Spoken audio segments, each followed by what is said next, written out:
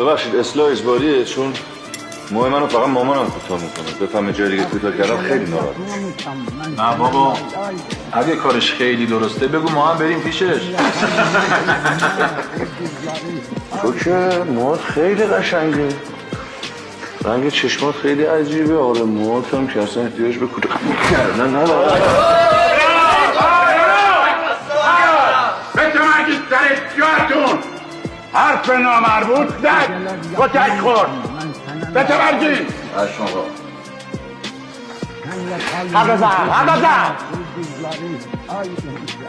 آقای قاضی، به پیغمبر من کنار ماشین خودم وایساده بودم، اصلا من کاری با اینا نداشتم. من اصلا شوهر این خانومو با رفیقاش نمیشناختم. یه دفعه ریختن سر من، شروع کردن کتک زدن. من اصلا شوک شده بودم. وسطاش فهمیدم قضیه ناموسیه. گفتم حالا مرد غیرتی شده، تحمل کردم. چی نگفتم، هی کتکم زدن، هی زدن، چی نگفتم. آقای قاضی خدا شاهده